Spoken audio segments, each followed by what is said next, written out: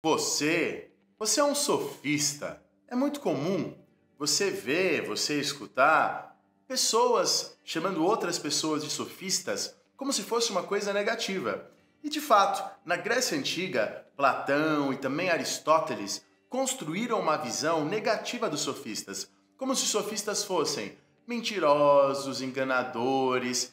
E, infelizmente, a gente vê hoje, seja na conversa do dia a dia, seja alguns livros ruins, seja alguns professores de filosofia, reproduzindo isso que é um preconceito sobre os sofistas. É um preconceito dizer que o sofista é o ignorante, que o sofista é o enganador. É absolutamente preconceituoso você comparar um sofista, por exemplo, com um político brasileiro corrupto, como eu já vi gente fazendo. Então, muito cuidado. Os sofistas foram filósofos atenienses, da época de Sócrates, um pouco antes e um pouco depois, importantíssimos, centrais na história da filosofia. E eu vou mostrar para você agora 3 argumentos que explicam por que os sofistas são fundamentais para você parar de ficar com esse negócio de chamar os sofistas de inferiores, de enganadores e essas coisas todas. Então, em primeiro lugar, quando havia os pré-socráticos, antes dos sofistas, a preocupação dos pré-socráticos era o cosmos, quer dizer, o universo, a essência da natureza, da física, da água. A gente fala que os sofistas são os primeiros filósofos da história a tratarem das questões humanas. Quer dizer, o eixo da filosofia grega sai da physis, sai da natureza e passa para a humanidade. Quer dizer, então essa é a primeira importância dos sofistas. São os primeiros a tratarem, a pensarem nas questões humanas. Platão e Sócrates criticavam os sofistas, mas na verdade, sem os sofistas não haveria Sócrates. Sem os sofistas não haveria Platão. São os primeiros filósofos da história, que temos notícia, a tratarem de questões humanas. Em segundo lugar, os sofistas cobravam pelas suas aulas. E muita gente fala, o Platão falava, olha que absurdo, eles cobram pelo conhecimento, eles trocam conhecimento pelo dinheiro. Mas é claro que o Platão e o Aristóteles criticam. O Platão e o Aristóteles eram aristocratas, o Platão e o Aristóteles tinham escravos. Eu, professor Daniel Gomes, cobro pelas minhas aulas. Por que eu cobro pelas minhas aulas? Porque eu preciso viver, porque eu preciso comer, porque eu não tenho escravos como tinham Platão e Aristóteles.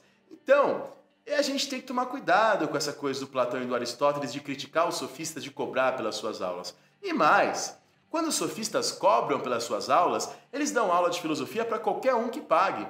Quer dizer, para os sofistas, qualquer um pode aprender filosofia.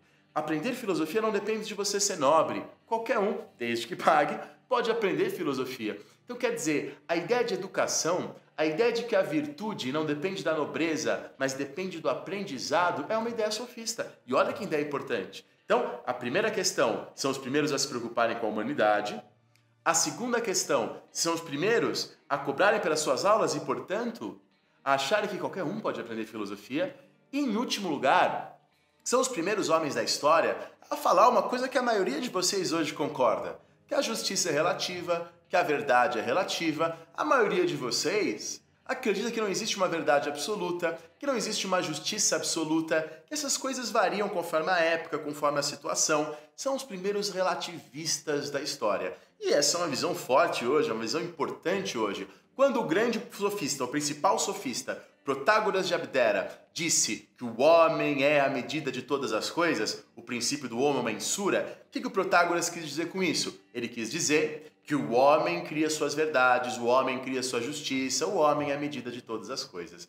Então, olha a importância dos sofistas, olha a importância, eles são muito mais do que retóricos, são muito mais do que enganadores, são filósofos dos quais nós somos tributários, nós somos devedores. Há, inclusive, pensadores hoje que preferem os sofistas a Sócrates.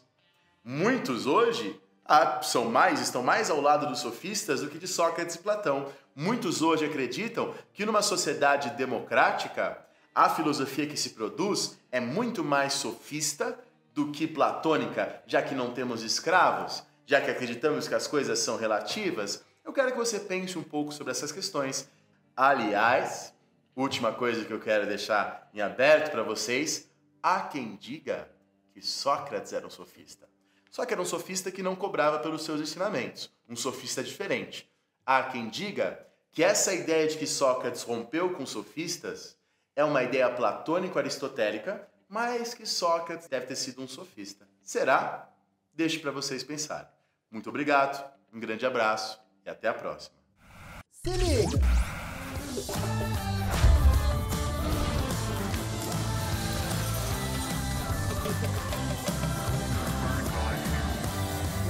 História.